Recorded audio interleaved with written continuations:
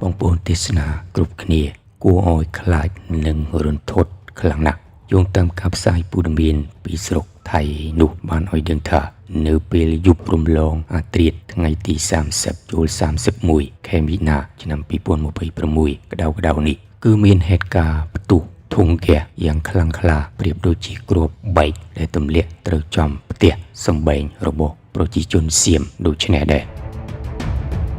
ដោយហេតុការណ៍ផ្ទុះធុងហ្គាសនេះវាបានកើតឡើងនៅវេលាម៉ោង3ទៀបភ្លឺទៅហើយយោងតាមម៉ោងកាមេរ៉ាសុវត្ថិភាពក្នុងផ្ទះប្រជាជនសៀមដែលបានថតជួបនៅហេតុការណ៍នេះផ្ទាល់តែម្ដងដោយស្ថិតនៅក្នុងតំបន់ភូមិបានកាងខេត្តបឋមធានី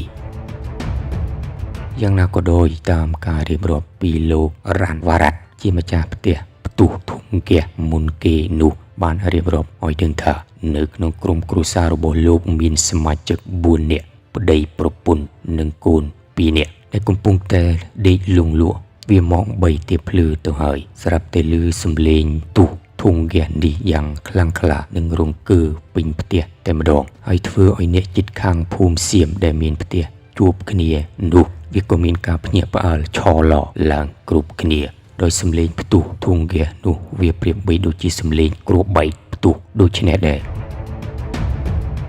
ប៉ុន្តែយ៉ាងណាក៏ដោយនៅក្នុងហេតុការណ៍ផ្ទុះធុងហ្គាសនេះវាក៏បានធ្វើឲ្យខូចខាតនៅផ្ទះសម្បែងបែកបាក់ធ្លុះធ្លាយខ្ទេចខ្ទីអស់រលីងទាំងស្រុងតែម្ដងសម្រាប់ផ្ទះសៀមកើតហេតុផ្ទុះធុងហ្គាសនោះប៉ុន្តែដោយកម្លាំងនៃការផ្ទុះធុងហ្គាសនេះវាខ្លាំងក្លាណាស់ហើយក៏រង្គើនឹងប៉ះពាល់ទៅដល់ផ្ទះអ្នកភូមិសៀមផ្សេងទៀតចំនួន